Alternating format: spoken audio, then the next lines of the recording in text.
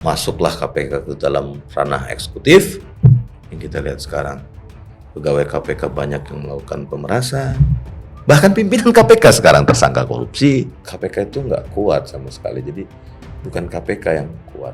Yang kuat itu adalah Panglima tertinggi, Presiden. Sudahlah, hentikanlah semua dramatisasi kasus Harun Masiku. Tangkap Harun Masiku. Kalau mau dilakukan penetapan tersangka tambahan, ditetapkan tersangka tambahan. Tapi ketika penegak hukum ditarik ke dalam arena pertarungan politik, ini sudah jadi semakin sulit kita. Dan Mas Praswat ketika itu berada di tim pengejaran Harun Masiku bersama teman-teman lain. Lalu kita mulai mengidentifikasi lokasi, terdeteksi ada di satu pulau ya di luar Indonesia tapi dekat. Kenapa kok bisa ada sesaat sebelum ditangkap diumumkan bahwa lokasi dia sudah diketahui, meskipun dia tidak nyebut spesifik ya? Katanya di Jakarta ya.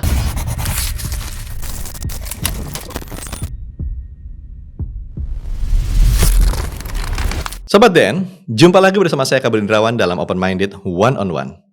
Publik saat ini sedang membicarakan tentang Harun Masiku, di mana dia berada.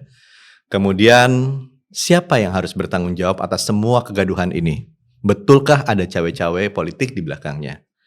Lalu, kemana saja Harun Masiku berada? Betulkah ia bisa ditangkap? Atau jangan-jangan sudah meninggal dunia? Semua itu akan dijawab dalam diskusi saya kali ini dengan mantan penyidik senior KPK. Namun sebelum lebih jauh, saya minta Anda untuk like, subscribe, dan nyalakan loncengnya di Diskursus Network agar Anda mendapatkan informasi terbaru dan terkini dari kami di Diskursus Network. Dan saat ini bersama kami sudah ada penyidik KPK senior di era kemasannya, Mas Muhammad Praswat Nugraha. Assalamualaikum Mas. Waalaikumsalam Mas Kabul. Salah nggak saya sebut di era kemasannya? Ya salah. Jadi Sobat DN, track record Mas Praswat Nugraha ini cukup mengagumkan. Jadi beliau itu pernah menangkap Setia Novanto, betul ya Mas ya? Betul. Wakil Ketua DPR Taufik Kurniawan juga. Betul. Baru Surya Dharma Ali. Ya, betul. Pentolan semua tuh Mas. The best-nya kapan KPK itu? Mungkin di era Pak Abraham Samad kali ya. Kenapa? Di era Pak Abraham Samad tuh hampir semua even lembaga penegak hukum bisa kita tegakkan pemberantasan korupsi di sana. Jadi pada saat itu kan era Pak Abraham bisa kita masuk ke Korlantas dan lain-lainnya. Dan saat itu Presiden SBY mensupport kita. Jadi Presiden mensupport. Ya. Wah, ini menarik nih. Ini yang harus juga kita buat clear ya, Pak. Yang KPK itu nggak kuat sama sekali. Jadi bukan KPK yang kuat. Yang kuat itu adalah Panglima tertinggi. Presiden. Jadi Panglima tertinggi penegakan hukum di Indonesia itu Presiden. Bukan KPK. Jadi penanggung jawab dan Panglima tertinggi pemberantasan korupsi di Indonesia itu Presiden sesuai dengan amanat konstitusi. Selain dia Panglima tertinggi Angkatan Bersenjata Republik Indonesia, dia juga Panglima tertinggi pemberantasan korupsi dan pemberantasan korupsi. Dan saya hidup di beberapa era. KPK kan didirikan di era Mega. Iya, tapi hanya dalam bentuk undang-undang pada saat itu. Ingat yang harus kita lakukan. Organisasinya sendiri itu terbentuk di SBY 2004. 2004 ya. Iya. Gitu. Jadi di era SBY 2005 sampai 2004 sampai dengan 2014 ya. Itu sebenarnya era-era kejayaannya KPK. Oke. Mas, satu hal yang saya ingat dari sampean itu, saya ingat dari Anda adalah ketika kasus TWK. Ya. Kemudian saya coba cari. Saya dapatkan informasi, Anda pernah bilang bulan Maret kita mendapatkan informasi keberadaan Harun Masiku. Bulan Mei saya dinonaktifkan. Iya. Benar ya? April kita mau bergerak, kita udah kirim tim intelijen dan lain-lain waktu itu ya. Udah mau meluncurkan tim surveillance dan sesuai dengan standar ketika KPK menggelar operasi penangkapan lah, intelijen turun dulu, surveillance turun dulu, baru kemudian yang mengeksekusinya penyidik dan penyelidik. Tapi kalau untuk Harun Masiku ini kan bukan operasi tangkap tangan, dia operasinya pengejaran buronan, jadi langsung penyidik karena sudah pro justisia. Kalau penangkapan operasi tangkap tangan itu masih dilidik, jadi ada penyelidiknya di situ. Dan Mas Praswat ketika itu berada di tim di dalam pengejaran kan? Harun Masiku bersama teman-teman lain, Pak Harun Rashid, Pak Barita Damanik, ada Mas Ronald Sinyal dan kawan-kawan. Lalu kita mulai mengidentifikasi lokasi, terdeteksi ada di satu pulau ya di luar Indonesia, tapi dekat perbatasan ke pulau wisata, dan saat itu yang bersangkutan. Ini kita bicara tahun 2021 ya. Jadi kita bukan bicara sekarang. Karena kalau sekarang itu saya sudah melakukan menghalang-halangi penyidikan nih karena membocorkan keberadaan. Itu yang kemarin kita kritik kan. Pada saat mau dilakukan eksekusi itu sangat kedap sekali. Sangat kedap sekali. Bahkan para penyidik di kanan kiri saya yang di samping meja lah, sebelahan meja pun nggak tahu di mana apa yang kami ketahui, karena naturnya pekerjaan di KPK kan rahasia, sangat rahasia dan tutup, ya. Dan tidak boleh saling tahu tuh, kecuali timnya sendiri, kecuali tim satgasnya. Itu yang menyebabkan minimnya intervensi di KPK, karena kita tuh nggak tahu bagaimana kita mau ngobrol, mau apa, mau intervensi, karena kita nggak tahu apa yang mau kita intervensi. Kita aja nggak tahu itu kasusnya, orang sebelah itu megang kasus apa aja kita nggak tahu, Mas.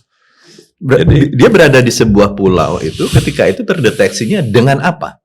Alat komunikasi kah atau apa? Informasi intelijen. Jadi di KPK bagian intelijen dan surveillance itu bagian yang terpisah, memang terpisah dari penyidikan. Memang di create itu KPK bagian-bagian atau bidang-bidang dan direktorat itu hanya memiliki puzzle-puzzle yang sepotong gitu loh. Jadi kalau misalnya, makanya KPK itu didesain bagus sekali sebenarnya, Mas, sebagai sebuah lembaga penegakan hukum. Tiap bidang itu hanya memegang satu potong kepingan puzzle. Jadi kita nggak bisa, kalau kita mau misalnya mau menyuap KPK nih, kita harus suap dari hulu ke hilir. Berapa banyak orang tuh? Dari mulai misalnya Dumas masuk perkara, terus ke intelijen, surveillance, penyelidikan, penyidikan tuh udah 5 bidang.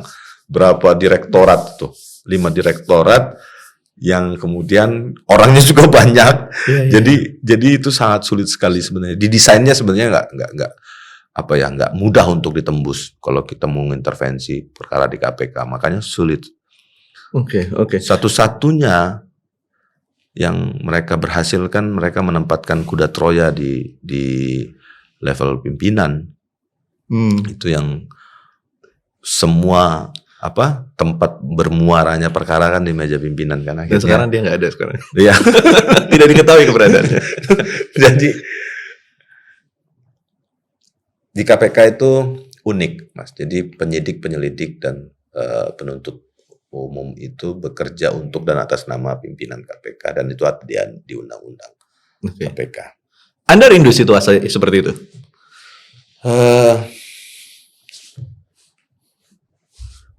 Mau nggak mau kan saya harus move on ya. Ya? Kami kan sudah disingkirkan.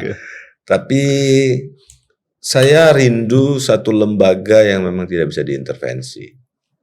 Dan saya mengalami fase-fase itu. Saya mengalami fase-fase di KPK di mana KPK memang tidak bisa diintervensi. KPK bergerak sesuai dengan apa yang diperintahkan undang-undang, dan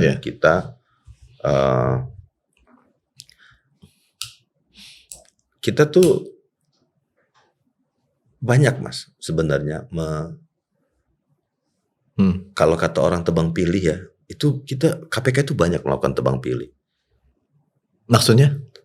Tapi kita yang kita pilih itu menterinya, gitu loh. Pentolannya. Yang kita pilih gubernurnya, ketua parpolnya, bendahara parpol, bupatinya, gubernurnya. Yang kita pilih itu dirjennya, gitu loh. Iya. kita sisihkan tuh yang korupsi ini kan satu kejahatan yang unik. Dia tidak bisa dikerjakan oleh satu orang. Dia pasti dilakukan oleh Teamwork. 2 orang atau lebih. Nggak mungkin kita melakukan korupsi sendirian. Yeah.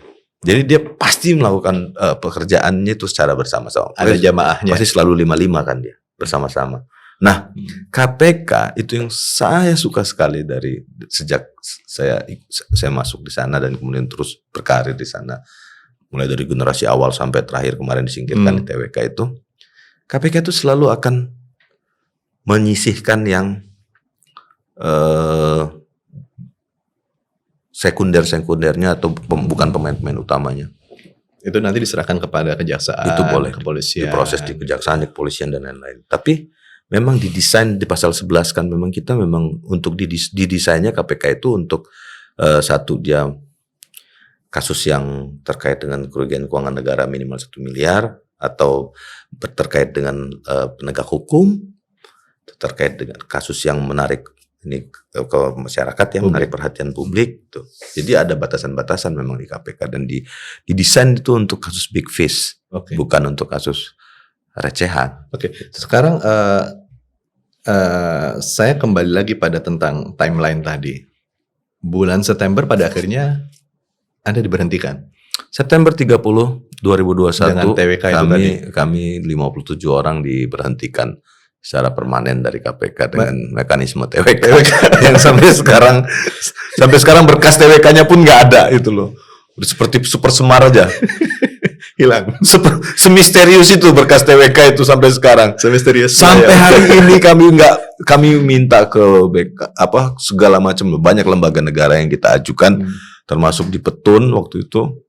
Sampai hari ini nggak bisa ditunjukkan. Nilai saya itu berapa? Saya nggak lulusnya di mana? Kenapa saya nggak lulus? Anda mencium ada apa itu? Apakah ada kaitannya sama pengejaran Harun Masiku yang sudah mencapai titik terang ketika itu? Oh bisa jadi, tapi saat itu kan banyak kasusnya. Yang kami pegang tuh banyak. Kira-kira yang menonjol apa?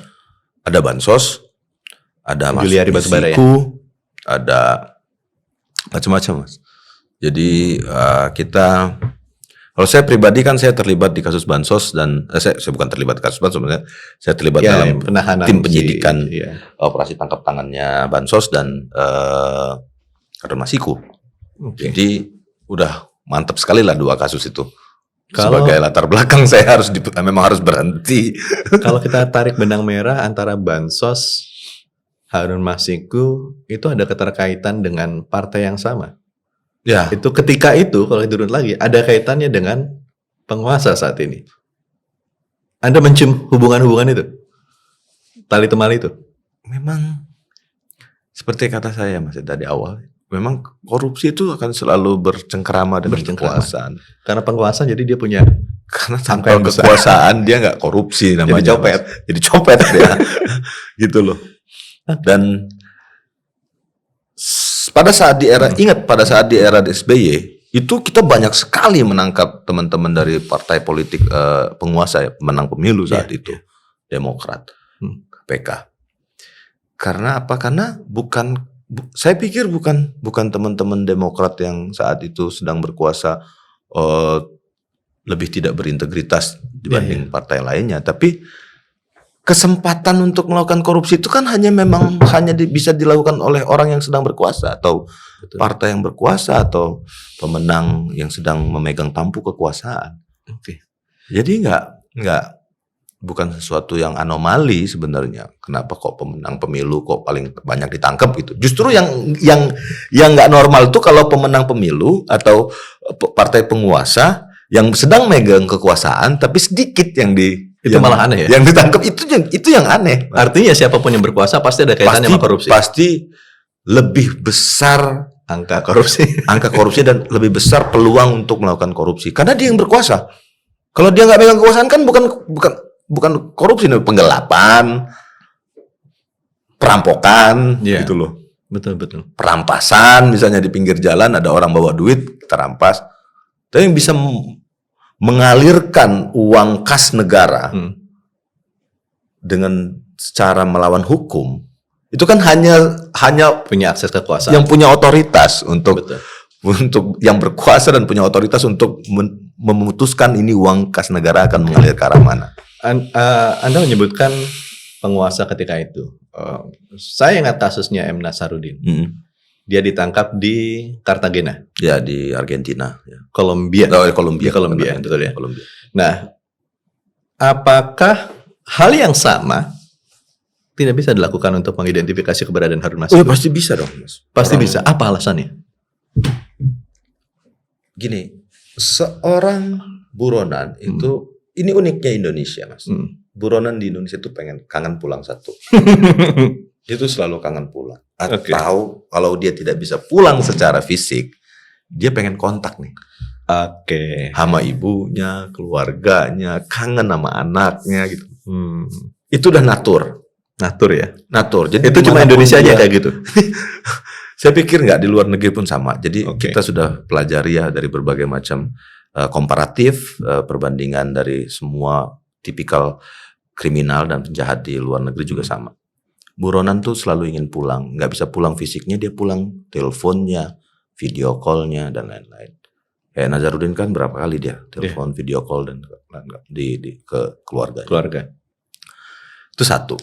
Kedua, buronan ini karena dia tidak bisa mengakses lembaga keuangan perbankan secara digital karena dia akan diketahui rekeningnya pun sudah diblokir. Dia juga butuh identitas baru dan lain-lain. Dia butuh uang tunai yang banyak, Mas. Berarti Harun Masiku butuh uang banyak. Dia butuh uang banyak. Nah, jadi pertanyaan Nazaruddin saat itu kita tahu Nazaruddin siapa latar belakangnya. Dia memang bendahara, politisi, pengusaha juga. Dia juga pengusaha juga. Jadi secara kultural dia memang sudah berasal dari keluarga yang memang kuat secara ekonomi. Harun Masiku kan enggak. Bahkan dia belum jadi anggota DPR. Jadi artinya ketika dia melakukan pelarian ini, dia butuh duit banyak. Dan dia butuh duit tunai. Gitu loh. Nggak mungkin Nazaruddin itu bisa sendirian. Artinya ada orang yang pasti modal ada untuk dia kabur. yang memberikan support terhadap dirinya. Kalau kita cross track ke belakang, tanggal 8 itu pada saat dia mau ditangkap aja kita sudah tahu ada semacam hijab kekuasaan gitu yang melindunginya gitu. Sehingga malam itu tidak bisa dieksekusi. 8 Januari 2020. 8 Januari. Itu yang di PT IKA bukan? Yang di PT IKA. Oke, itu timnya Mas, timnya Mas. Bukan tim Satgas saya yang operasi tangkap tangan. Saya kemudian 1,5 tahun selanjutnya setelah dia dilakukan red notice ke luar seluruh dunia ya, penegak hukum negara, akhirnya dibentuklah satu satgas pengejaran. Karena waktu itu mulai dipertanyakan sama publik kenapa kok nggak ini. Tapi rupanya satgas itu hanya formalitas aja. Setelah satgas itu bekerja langsung dinonaktifkan, di TWK kan? Ya, di TWK kan. Ketika di PT IKA itu saya jadi curious tadi Mas bilang tentang PT IKA itu. Kenapa bisa sampai gagal? Ya harus dijawab oleh pimpinan. Pimpinan sendiri sekarang hilang. Iya. Karena penyidik itu akan bekerja dan melaksanakan perintah pimpinan. Kalau kata pimpinan maju. Kalau kata pimpinan stop. Kalau kata pimpinan mundur. Dia sesuai dengan, saya lupa pasalnya berapa ya, pasal 16 atau pasal 19 gitu, Undang-Undang KPK. Itu penyidik, penyelidik dan penuntut itu bekerja untuk dan atas nama KPK, atas nama pimpinan KPK. Gitu. Jadi nggak bisa. Kalau kan harus dijawab itu oleh era Firly Bahuri dan kawan-kawan yang saat itu jadi ketua ya. Kalau Anda melihat sekarang bagaimana? Ya, Anda melihat sekarang bagaimana? Ya nggak akan jauh berbeda karena kan satu era ini masih, Mas Kabul. Nggak ada goodwill. Pimpinan yang sekarang ini kan era pimpinan 2019 yang diperpanjang pakai putusan MK, diajukan sama Nurul Gufron di tahun 2023 harusnya mereka selesai, nggak selesai, memperpanjang 1 tahun. Memperpanjang 1 tahun ini bukan kebaikan. Di masa perpanjangan 1 tahun inilah akhirnya Firly Bahuri jadi tersangka, Gufron masuk kode etik, terus kemudian hari ini juga Alex mengeluarkan statement bahwa 1-2 minggu 1 minggu. Tapi dia bantah tuh Mas. Ya, dia bilang saya tidak memberikan janji itu. teman-teman wartawan yang lebih paham hari itu dia ngomong apa. Ya. Yang jelas saat itu statement Alexander Marwata, ini sampai hari ini kita nggak selesai itu mendiskusikannya.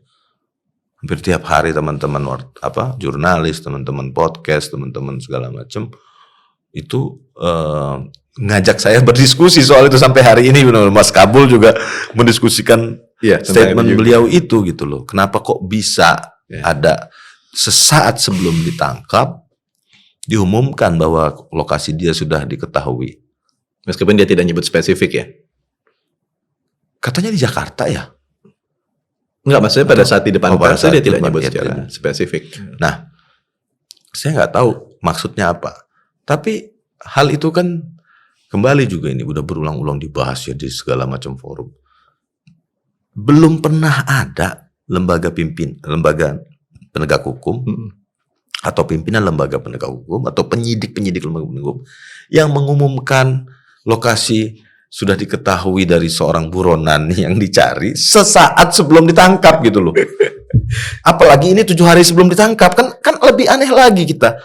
Karena operasi besar kita yang melibatkan sebegitu banyak orang dan melibatkan lintas negara, biaya juga, operasional, waktu, sekian banyak resource yang kita gunakan.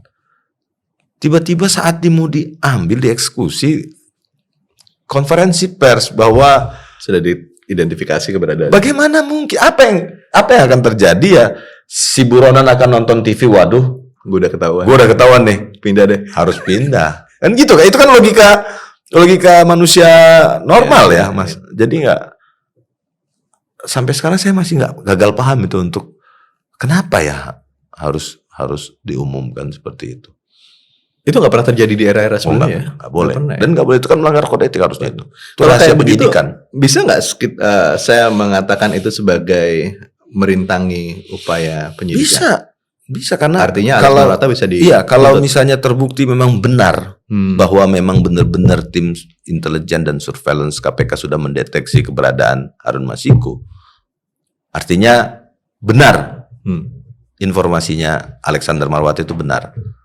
Maka Alexander Marwata sudah melakukan upaya merintangi penyidikan karena dia mengganggu berjalannya penyidikan.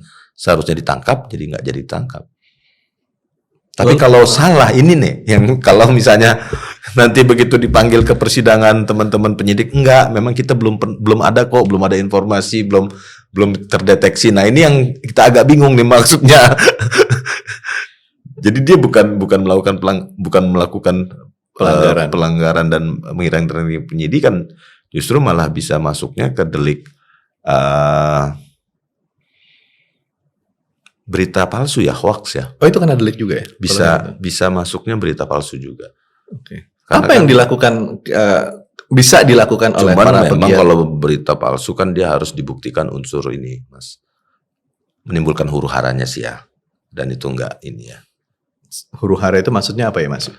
Unsur pasalnya gitu, kegaduhan di media sosial itu masyarakat itu sudah termasuk huru hara kan? Kegaduhan di masyarakat, nggak harus chaotic gitu kan ya?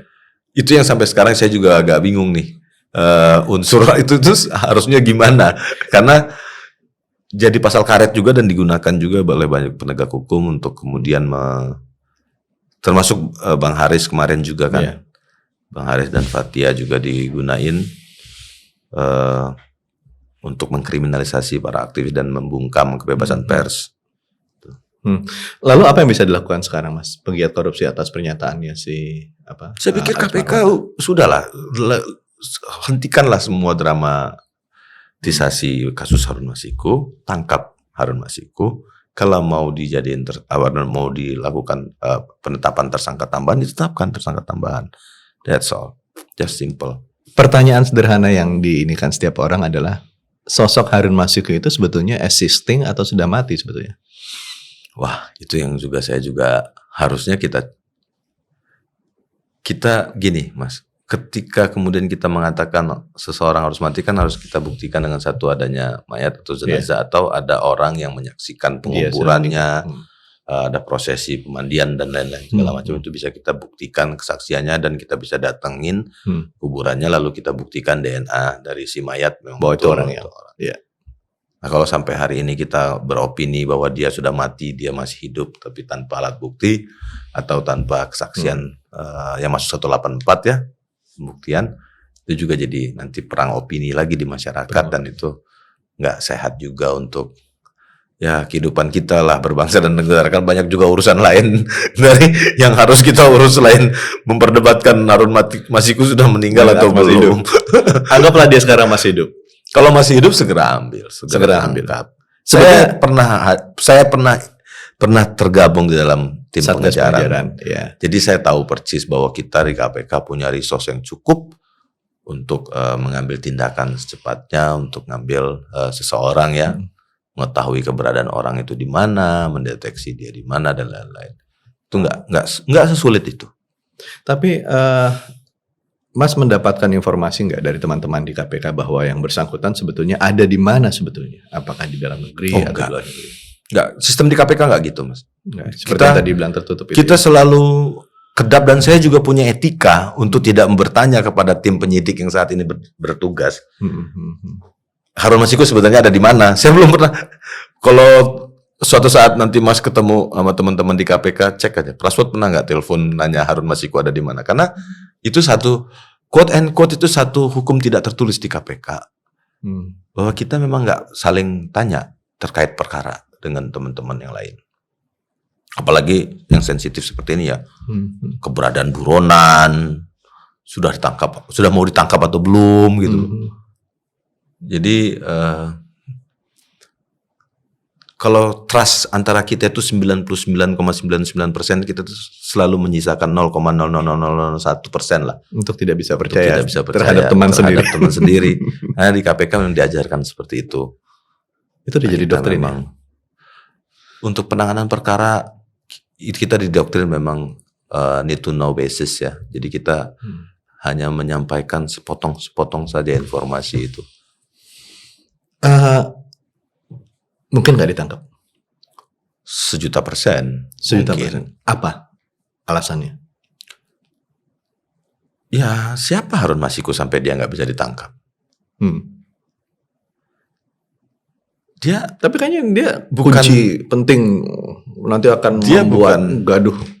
Saya nggak tahu siapa yang akan membuat gaduh, kan itu penilaian subjektif dari para politisi-politisi atau dari para pelaku-pelaku yang anasir non hukum bahkan mungkin.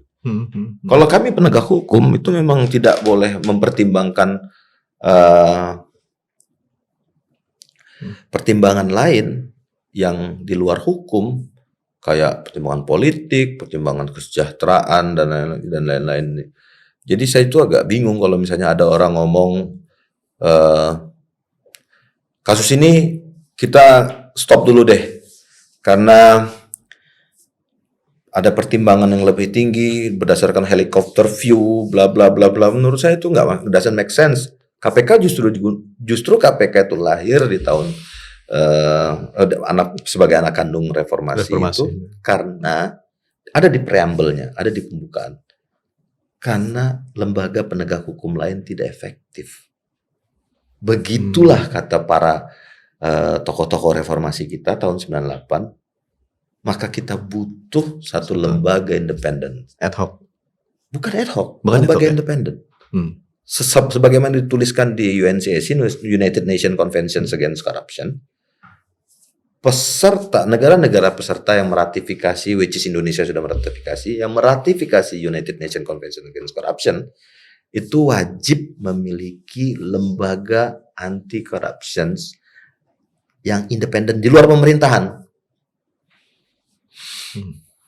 Ini yang kemudian dibatalkan sama Undang-Undang 19 2019 kan. Kita masuk ke dalam ranah eksekutif, pegawainya jadi masuk ASN dengan alasan menguatkan dan hasilnya apa? Hari ini KPK berdasarkan Litbang Kompas terakhir minggu ini juga KPK berada di titik terendah kepercayaan publik. Bahkan lebih rendah dari DPR, lebih rendah dari semua lembaga yang disurvei. Dari 8 lembaga negara yang disurvei oleh teman-teman survei Litbang Kompas, KPK terendah. Itulah hasil 5 tahun lalu, 2019, yang katanya digembar-gemborkan untuk memperkuat KPK. Lalu mereka politisi-politisi yang berkekeh-kekeh, termasuk Presiden Jokowi, yang sebegitu kekehnya untuk di tengah demonstrasi besar-besaran ya saat itu ya pasca reformasi kan demonstrasi ya reformasi di korupsi. Setelah 98 aksi massa terbesar yang turun ke lapangan itu ya reformasi di korupsi 2019 menentang undang-undang KPK. Saat itu Presiden tidak bergeming, dan Presiden Jokowi ini untuk menguatkan KPK, maka butuh revisi undang-undang. Masuklah KPK ke dalam ranah eksekutif, ASN, dan pegawainya ASN. Apa yang terjadi? Ya, yang kita lihat sekarang. Yang kita lihat sekarang, pegawai KPK banyak yang melakukan pemerasan, ada penyidik juga kena perkara korupsi. Bahkan pimpinan KPK sekarang tersangka korupsi. Dan nggak ketangkap ya? Secara kelembagaan KPK begitu KPK masuk, once dia masuk ke eksekutif, hilanglah kepercayaan publik. Ada cara untuk memperbaiki itu, Mas? Dikeluarkan, dikembalikan lagi. KPK itu harus independen, harus di luar eksekutif. Pegawai-pegawainya nggak boleh masuk ASN, nggak boleh diatur sama BKN, nggak boleh tunduk kepada Menteri Peraturan Menpan, dan dia nggak boleh berada di dalam kekuasaan istana. Dia memang harus di luar istana untuk bisa melihat secara objektif berjalannya pemerintahan ini dan memperbaiki, kan gitu kan. Tetap dia melakukan koordinasi dengan presiden, tapi dia tidak boleh melihat pemerintahan ini dari sisi istana. Dia harus melihat dari sisi luar supaya bisa kelihatan tuh. Oh, kurangnya di sini. Kalau kita pakai baju kan, Mas Kabul nggak bisa ngelihat nih di belakang ada apa? Ada lipetan yang nggak rapi, atau ada noda di belakang. Harus saya yang ngelihatnya. Mas Praswat tolong liatin belakang saya ada noda nggak, ada apa, ada. Harus saya. Karena jangkauan pandangan Mas Kabul terbatas. Gitu. Kembali ke Harun Masiku, Mas. Jadi Mas juga pernah mengatakan bahwa Harun Masiku itu gampang kok ditangkap kalau nggak ada angin kekuasaan. Gampang. Pasti.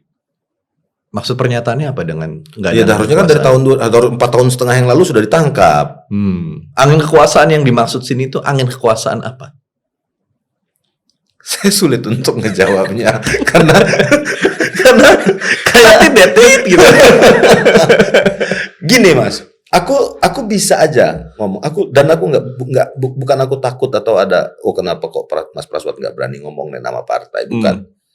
Tapi yang aku nggak mau, jangan sampai kemudian saya pribadi jadi proxy war, jadi alat perang di remote dari entah siapapun itu, lalu kemudian saya menyerang lawan politik dari orang tersebut. Saya nggak peduli siapapun, partai apapun. Tapi saat ini ketika saya masuk ke arena, Mas, kan pilihannya pro atau kontra. Kontra, iya. Cuma dua itu aja. Sedangkan penegakan hukum kan kita tahu dia nggak boleh masuk ke pihak itu. Tapi ketika penegak hukum ditarik ke dalam arena pertarungan politik, ini yang sudah jadi semakin sulit kita. Artinya Mas Praswat mau mengatakan ini pertarungan politik sebetulnya. Pertarungan politik clear ya? Clear pertarungan politik menurut saya. Apa ya? Kalau bukan pertarungan politik harusnya tanggal 08 Januari itu sudah ditangkap. Tapi kan saat itu nggak bisa. Karena apa? Ya karena masih satu warna semua. Lalu hari ini digembar-gemborkan mau ditangkap, mau tetapin ke tersangka, mau dicekal, mau diapa, karena apa? Ya karena ada perbedaan warna. Gitu aja. Sebentar lagi saya pindah ke situ, Mas Kabul yang duduk sebelah sini. Artinya kasus-kasus hukum sebutlah Harun Masiku ini adalah satu alat bergening politik juga. Bisa dikatakan seperti itu nggak di KPK sendiri? Sulit untuk. Jadi saya itu nggak mau. Saya maunya ngomongnya tidak. KPK sampai hari ini berjalan independen. Tapi kan sulit untuk ngomongnya seperti itu. Ya untuk ngejawab apakah TWK itu berjalan objektif? Sebenarnya nggak ada hasilnya kan? Sampai sekarang nggak ada hasilnya. Yeah. Jadi kalau misalnya kita ngomong KPK berjalan, KPK itu objektif, KPK independen, KPK menjalankan tugasnya hari ini sesuai dengan amanah undang-undang. Sementara saya korbannya KPK nih, Mas. Ngerti nggak, Mas? Iya. Kan paradoks kan? Iya. Kalau kita ngomong, oh KPK itu benar, sekarang bagus, kerjanya bagus. Artinya tindakan KPK di 30 September 2021 itu benar dan bagus. Artinya saya mengakui bahwa penyingkiran kami yang dinyatakan oleh Komnas HAM melanggar sekian banyak pelanggaran hak asasi manusia dan dinyatakan oleh Ombudsman. Kami proses ini full maladministrasi. Artinya saya kayak menjilat ludah saya sendiri dong. Saya gugat di PT UN sampai ke MA sampai ke saya gugat di mana-mana.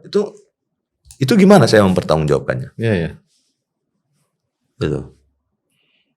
Secara moral, kami M57 Institute itu lahir dan saya jadi ketuanya kebetulan gitu, diamanahkan untuk terus menjadi semacam lentera pengingat gitu loh kepada publik bahwa 30 September 2021 telah terjadi tragedi pembunuhan karakter lah ya. Bukan pembunuhan karakter, pembunuhan para pejuang berintegritas dan pembunuhan upaya pemberantasan korupsi sebenarnya kalau kita tarik lagi lebih luas. Secara formil kami dimatikan. Oke. Gitu loh.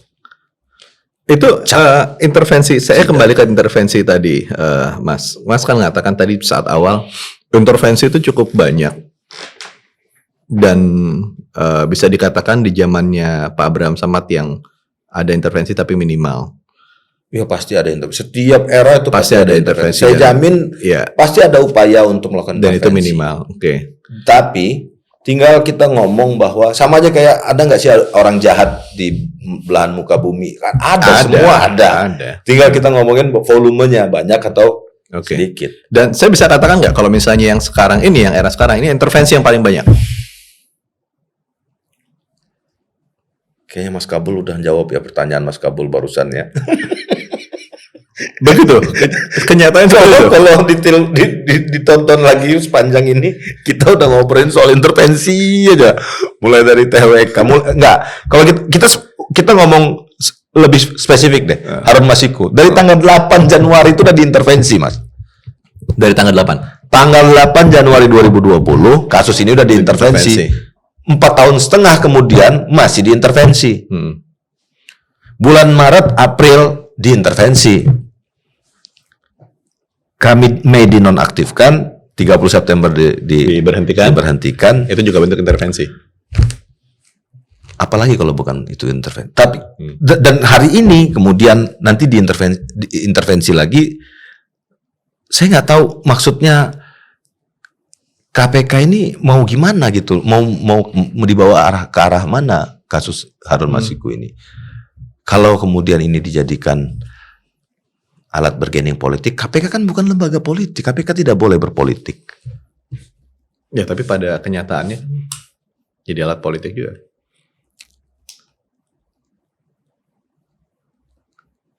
Kita itu lupa ya bahwa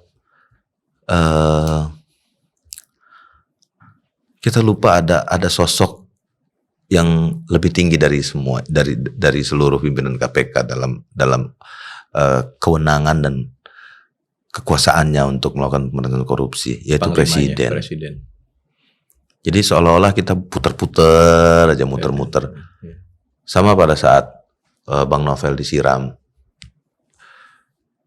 Sulit sekali kan waktu itu nemuin siapa sih sebenarnya penyiramnya. Ada CCTV, ada foto, ada segala macam.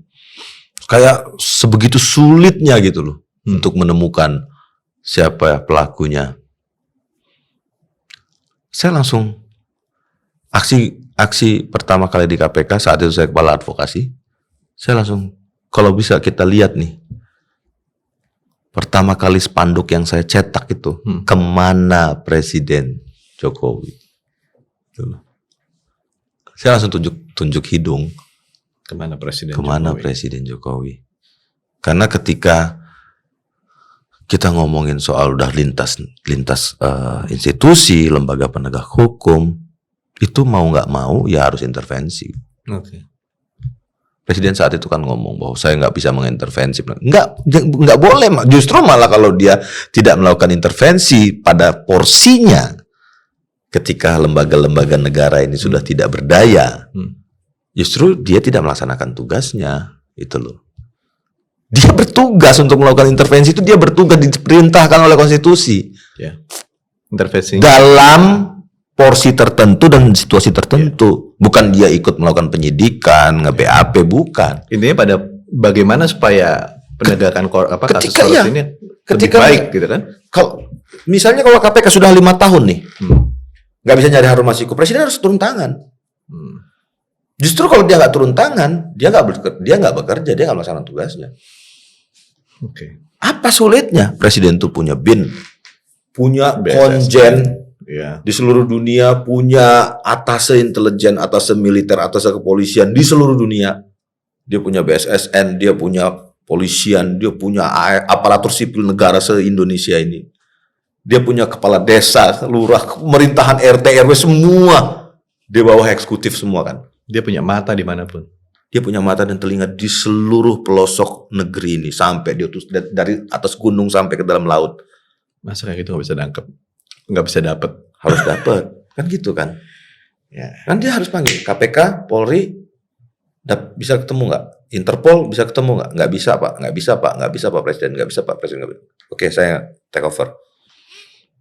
Panggil Panglima TNI, Kepala BAIS, Kepala BIN, Menteri Luar Negeri, panggil semua konjen-konjen atas militer, atas intelijen, atas polisian di seluruh dunia. Tangkap Harun Masiku. Harus jelas dong arah politik hukum negara ini. Clear kan? Clear. Gitu loh. Tapi kalau diam semua, saya kan nggak bisa intervensi, itu kan wilayah penegakan hukum. Ya nggak lah.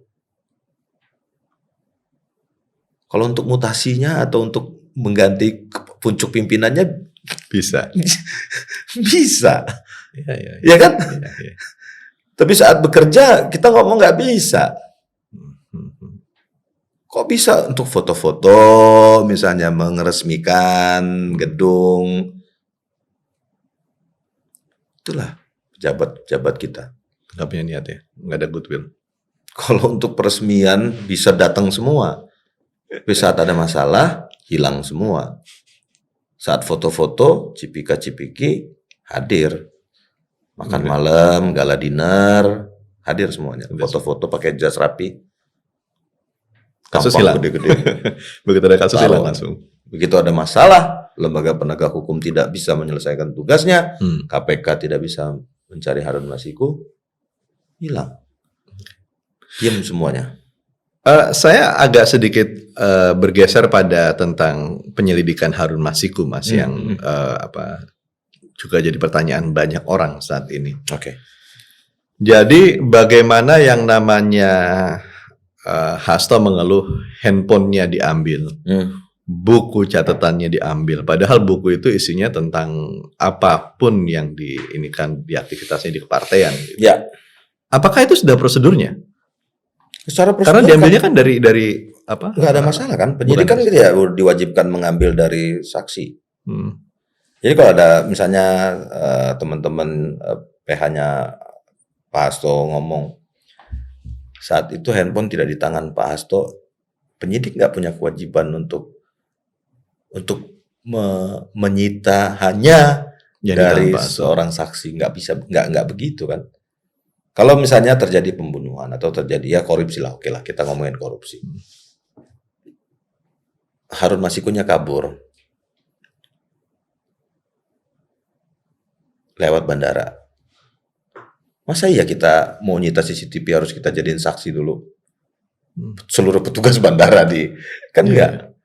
Tapi kan ketika itu yang memegang handphone, yang memegang buku catatan itu bukan Hasto kan? Iya, nggak ada masalah kan? Dimanapun tidak harus menggunakan surat perintah. Dimana kan bukan harus surat perintah, itu beda lagi. Pertanyaan gini jadi Mas, jangan di switch ya Mas Makabul. Ini yang saya sering agak mengkritisi teman-teman. Jadi tugas penyidik adalah mengumpulkan alat bukti, melakukan penyitaan, penggeledahan, pemeriksaan. Nah, itu satu hal yang berbeda tuh. Penggeledahan. Pemanggilan saksi. Beda penyitaan. Hal yang lain. Jadi hal yang berbeda. Jadi nggak perlu kita ini jangan menggeledah rumah saya. Saya kan nggak pernah jadi saksi. Ya nggak begitu. Jadi penyidik itu hanya berkewajiban untuk memberikan berita acara sita, menunjukkan kepada si rumah yang di rumah yang orang yang berada di rumah yang akan disita itu menunjukkan berita acara sita, sprint sita, sprint geledah. Kalau dia mau melakukan penggeledahan. Jadi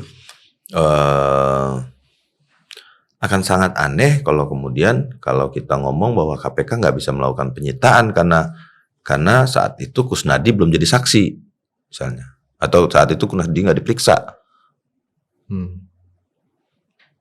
Nggak perlu kan?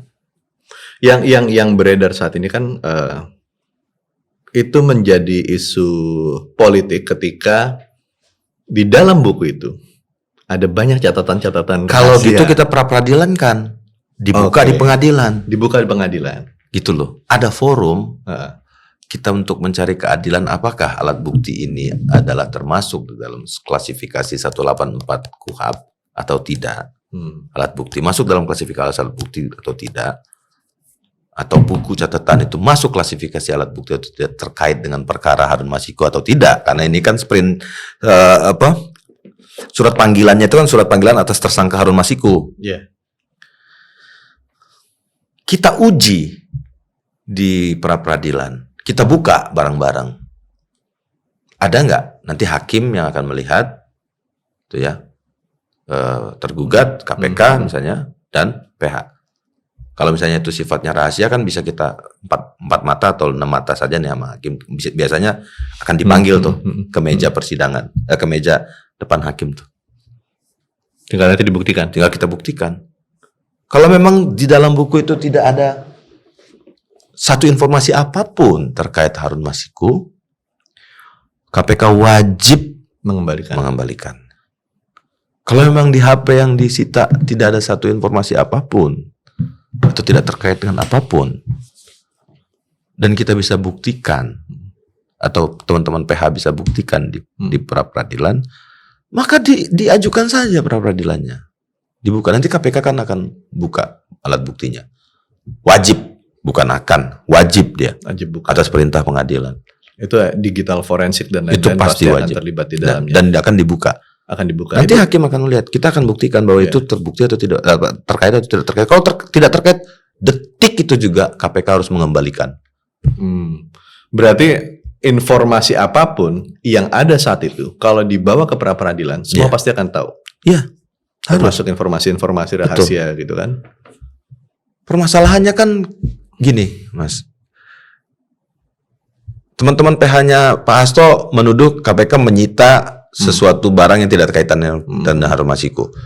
KPK ngomong bahwa seluruh proses penyitaan sesuai dengan KUHP dan Undang-Undang KPK, which is itu artinya semua barang yang disita oleh penyidik KPK itu pasti terkait perkara Harun Masiku. Ini perdebatan nih.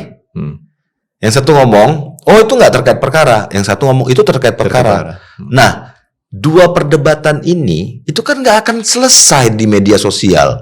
Kalau terus-terusan kita hari ini KPK ngomong itu terkait perkara, besok teman-teman PH Pak Hasto itu nggak terkait perkara, besok lusanya lagi KPK ngomong lagi itu terkait perkara. Oh tidak terkait, besok sampai kiamat kurang 2 hari lah. Kiamat kurang 2 hari. sampai lebaran kucing kita berdebat. Itu tidak terkait, itu terkait, itu tidak terkait. Terus saja mereka. Lah tiap hari kita disuguhin berita begitu terus kan. Iya. Mas Kabul. Debat kusir itu. Jadi debat kusir sampai hari ini kalau kita buka Detikcom atau kita buka berita-berita lainnya gitu ya. Itu aja terus yang diperdebatkan. Teman-teman pengacara teman-teman penasihat hukum Pak Hasto ngomong itu tidak terkait. Yang KPK ngomong terkait, tidak terkait terus saja kita. Okay. Nah, itu makanya saya ngomong sudahlah, ajukan saja ke pra-peradilan. Siapa yang mengajukan ke pra-peradilan? Apakah dari KPK atau Pak Hasto? Pihak Pak Hasto dong. Pak Hasto. Pihak Pak Hasto mengajukan ke pra-peradilan mengatakan bahwa Pak Hakim ini penyitaannya tidak sesuai dengan KUHP karena apa? Karena alat bukti yang disita pada tanggal sekian, hari sekian dari orang ini atau dari pihak Pak Hasto misalnya gitu ya, itu tidak terkait perkara. Oke. Maka KPK akan dipanggil. KPK, ini ada gugatan nih bahwa kamu sudah menyita satu barang yang tidak terkait perkara. KPK datang, Pak, ini terkait perkara. Kalau gitu buktikan. Kayaknya nggak ada niatan untuk pra-peradilan. Ya kenapa? Itu pertanyaan saya, kenapa nggak di pra-peradilan kan? Itu makanya kemarin pada saat dilapor ada teman-teman PH yang melapor ke Barreskrim salah alamat kata saya. Oke. Janganlah dikriminalisasi teman-teman penyidik lapangan. Mereka sudah sesuai prosedur lah ya Mas. Ya? Saya kan mantan penyidik. Saya 15 tahun jadi penyidik. Saya tahu persis gitu loh. Ya. Kami bergerak, bertugas, menjalankan perintah untuk dan atas nama pimpinan. Ketika ada masalah, pimpinan entah kemana, kita dilaporin ke kepolisian, diperiksa dan lain-lain gitu loh. Maksud saya ini udahlah, jangan begitu gitu loh. Stop lah untuk melakukan kriminalisasi di level pelaksana. Kalau memang kita mau perang-perangan, ayo laporin pimpinan KPK misalnya. Clear gitu. Jadi ketemu nih orang yang memerintah, intelektualnya misalnya gitu ya. Kalau ke dalam hukum pidana kan ada intelektual dader gitu. Jangan level pelaksana di lapangan yang kita kriminalisasi atau kita mintain. Sama dulu kan waktu saya ngomong di awal diskusi kita, KPK itu selalu akan memotong rantai di level kakapnya lah istilahnya. Yang kakapnya yang kita ambil. Menteri, Ketua KPK misalnya laporin ke Barreskrim, kan enak kita. Vis a vis misalnya ketua partai, ketua KPK gitu loh. Sekjen partai, wakil ketua KPK atau ketua KPK-nya gitu. Kan enak ngelihatnya. Bukan penyidik ya? Bukan penyidik yang pagi-pagi disuruh meriksa, besok Toto jadi tersangka, kan nggak bener kalau begitu gitu loh. Mas Praswat melihat nggak ada pembelaan dari pimpinan KPK sekarang terhadap apa yang dilakukan oleh penyidik kemarin itu? Nah, harusnya bukan, itu kan kewajiban ya yang merintahin beliau. Mas melihat nggak seperti itu? Saya belum lihat sih. Saya belum lihat, tapi itu sudah jadi satu kewajiban dan itu belum dilakukan ya? Dan pembelaan terhadap penyidiknya? Saya nggak tahu ya, harusnya dia pasang badan seharusnya.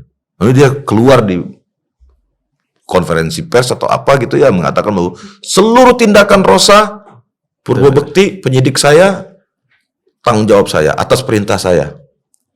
Kalau ada pidananya atau ada kriminalisasinya, ada pelanggaran kode etiknya, saya nggak akan tanggung jawab, kan gitu. Itu baru kita ngomong, oh pimpinan gentle. Teman-teman di IM 57 Plus sudah menyampaikan saran-saran seperti itu? Sudah berkali-kali saya ngomong, sudah saya rilis berkali-kali juga. Apa jawabannya? Keluar pimpinan harus keluar kandang dan ayo bertarung kalau misalnya ada permasalahan non hukum seperti ini ya. Ada penyidik yang mau dikriminalisasi, ada yang mau nyeret-nyeret kasus hukum ke arah politik, itu harus pimpinan harus paling depan. Responnya apa, Mas? Ya belum direspon sampai seperti biasanya. Gitu.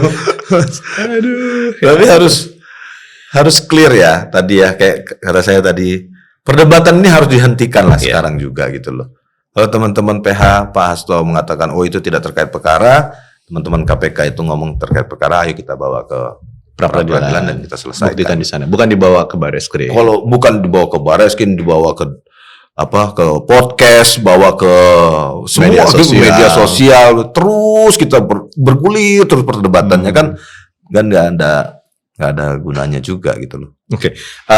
Tadi Mas nyinggung, kita udah sampai pada pimpinan KPK bahwa era yang terbaik siapa gitu kan, dan sekarang itu hasil survei juga menyebutkan seperti apa pada titik nadir seperti itu.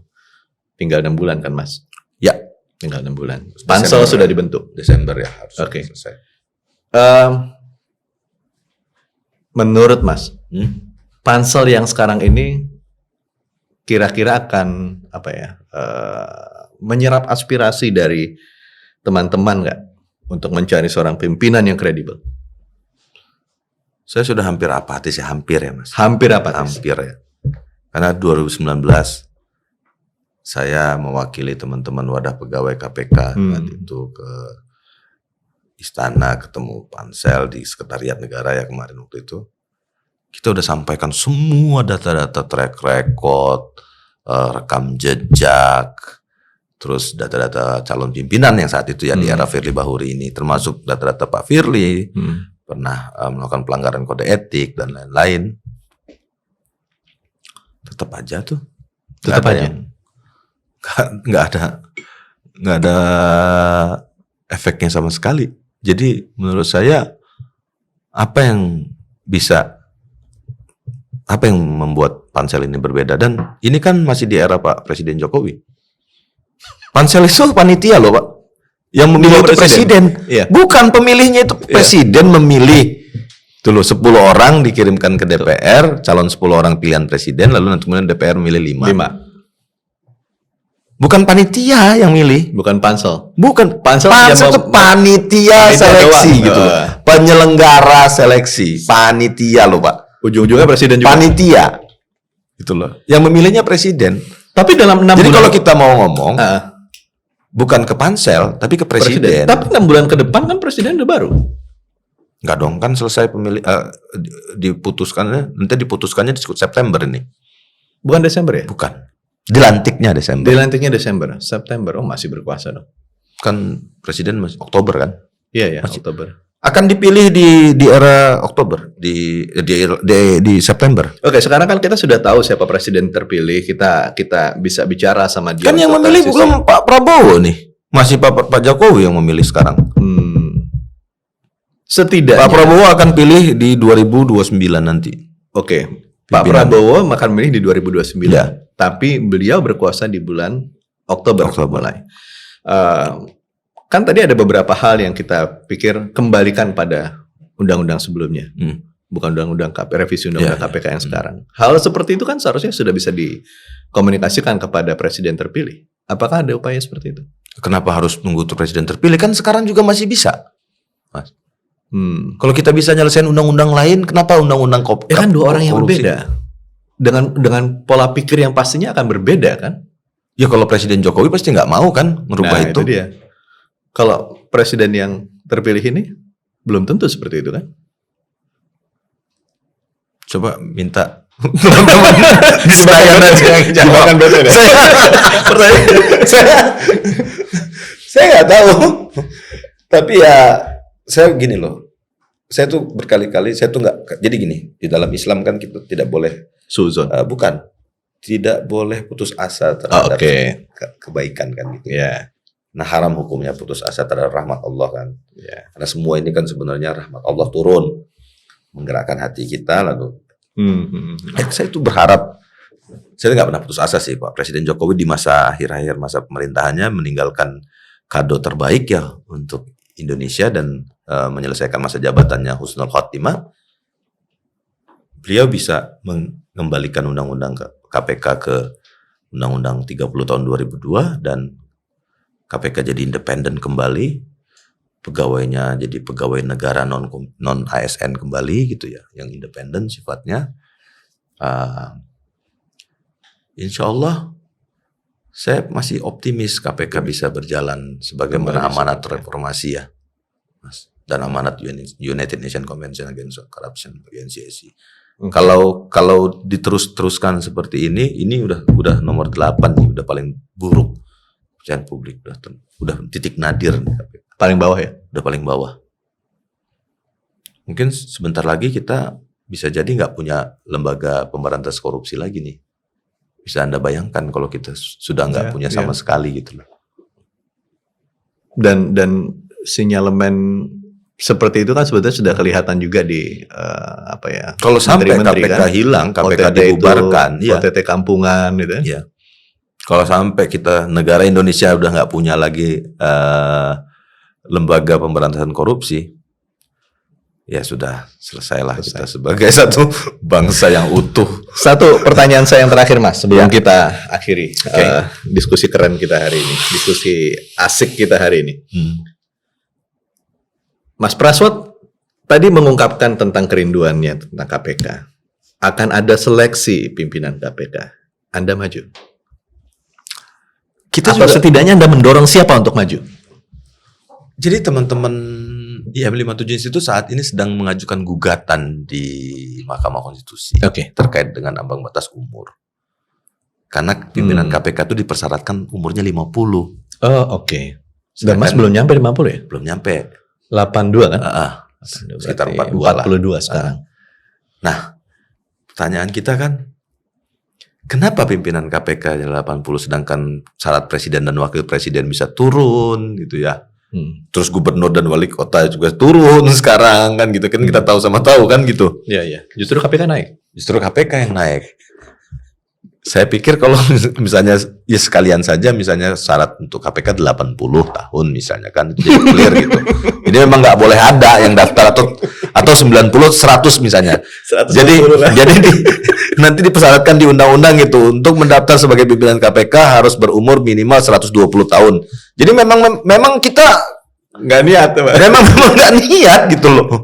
Yang penting ada aja KPK kayak apa ya, pimpinannya juga dibuat syarat yang nggak masuk di akal, independensinya dibunuh gitu-gitu. Berat ya. Tapi ada calon, ada yang dijagokan teman-teman di IM57. Ya kita ada berapa orang yang akan mendaftar ya? Boleh disebut 8 sampai 10. Saya sendiri, Mas Bang Novel, Mas Novel. Terus ada teman-teman lainnya akan maju itu. Yang akan maju. Kalau dikabulkan ya, usia 50 tadi dibatalkan ya ambang batas umurnya. Tapi kan kita seperti nggak tahu nih apa yang urusan begini kan.